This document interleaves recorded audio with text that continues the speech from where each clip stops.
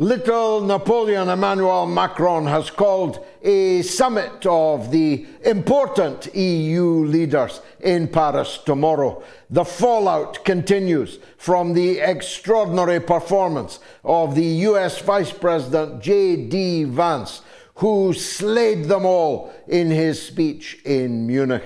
He slayed them on multiple levels. He told them to stop complaining about Russia and China. Your main enemy is at home, he said. Your leaders who have destroyed the European spirit, who have destroyed European civilization, who have destroyed freedom of speech and destroyed democracy. You are your own worst enemies, said J.D. Vance, and how right he was. The people of Europe were cheering from the rafters, but the leaders of Europe went into what can only be described as a collective nervous breakdown. The yapping chihuahuas of the so-called Baltic states, well, they were ready to march to Kiev with their entire armed forces. Maybe in single file, it would have looked more impressive.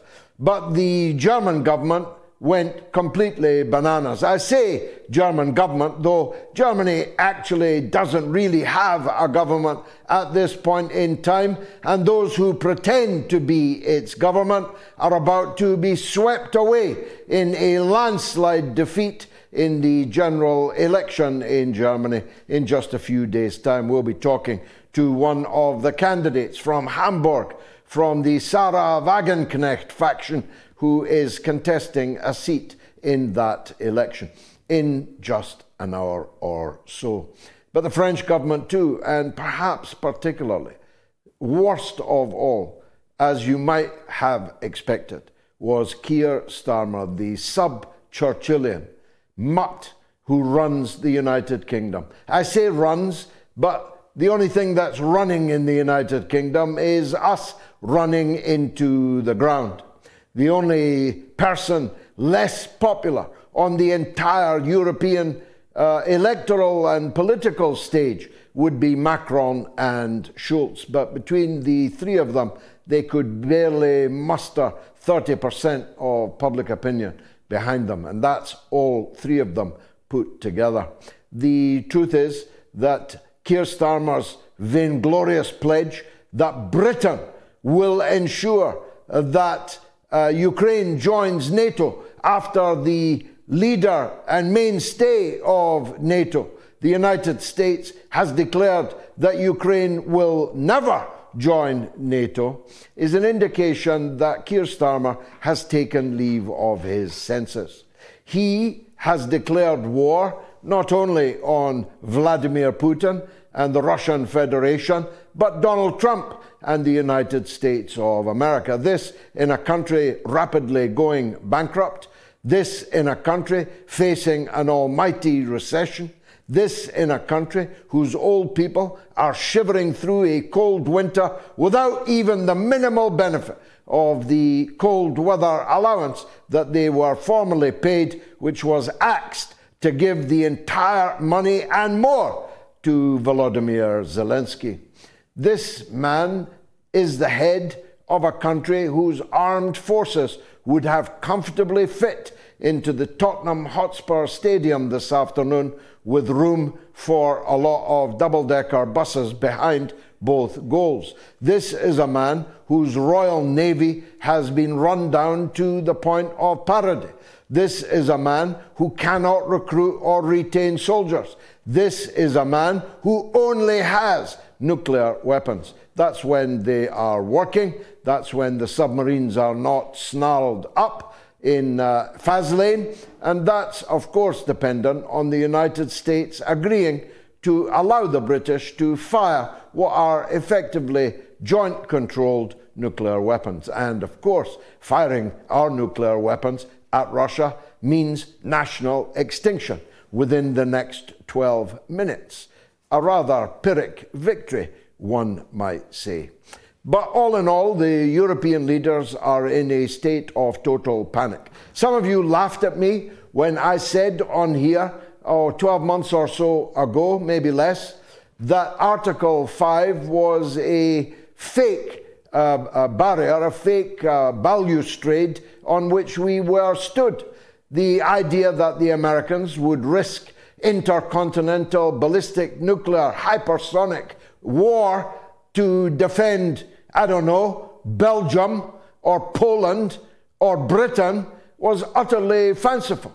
If limited nuclear war broke out in Europe, you wouldn't see the Americans for the smoke. The Americans would be back home on the hotline, bringing about an end to the hostilities. I said that to you, and many people mocked me. Everybody now knows that this is true. Everybody now knows that the United States is on its way out of Europe. And the cacophony of complaints from European leaders almost took the form of a European uprising against American hegemony. I've been waiting for it all of my life. The only problem is the Europeans are wrong and the Americans are right. The idea that we can beat the Russian army. I've just been watching, as is my wont because I like the ending, the Second World War documentary on Netflix. The idea that Russia can be defeated by Ukraine was always a blatant, self-serving lie.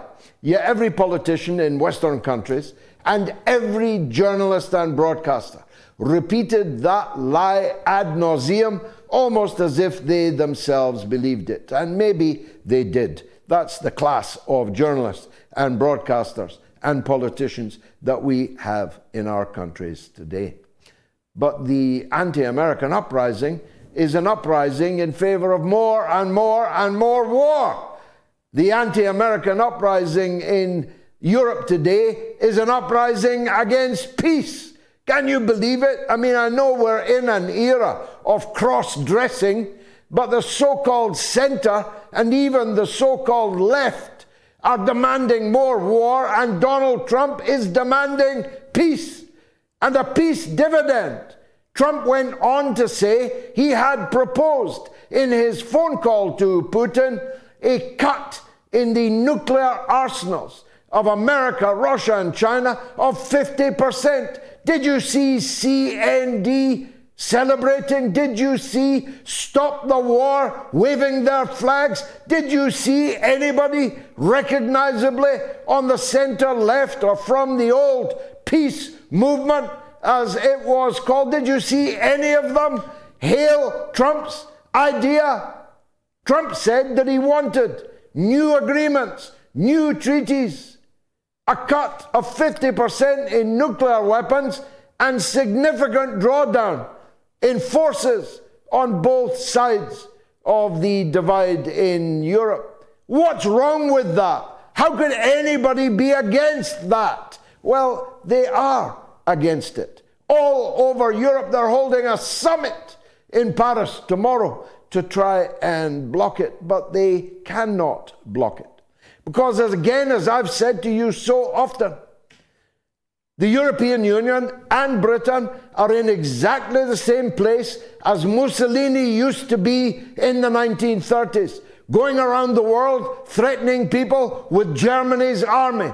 We go around the world threatening people with America's army. But America's army isn't coming. In fact, it's leaving the European theater. Hallelujah! No? Isn't that a wonderful thing? Now, I just want to make it clear to some of the critics out there. We will support Donald Trump when he's right, and we will oppose Donald Trump when he's wrong. What is wrong with that? And the idea that one should automatically oppose anything that Trump says or does, that one should automatically support anything that Biden and Harris or whoever now is in power in the Democratic Party, along with their liberal media, how could anyone agree, intellectually agree, that that is the right thing to do? And we will not do it. One of my biggest monologues in recent times was my denunciation of Trump's ridiculous, unhinged, completely berserk plan to buy and then to dispense with buying, merely to declare ownership of the Gaza Strip and the ethnic cleansing of 2.3 million Palestinian people. I denounced it in withering terms. His statement that if all the so-called hostages, actually prisoners, unless the Palestinian prisoners are also hostages, one can't be a prisoner and the other a hostage. They're both a prisoner or they're both hostages. And he said at the beginning of the week that all hell would break loose at noon on Saturday, that the war would begin again if all of the hostages, all of the prisoners were not released. Not in dribs and drabs, he said, but all of them. Well, 3 of them were released according to the terms of the ceasefire agreement he boasted about just a couple of weeks ago as having been his first achievement. But all hell didn't break loose. Donald Trump hasn't broken ground on a new Trump Tower on the Gaza Strip.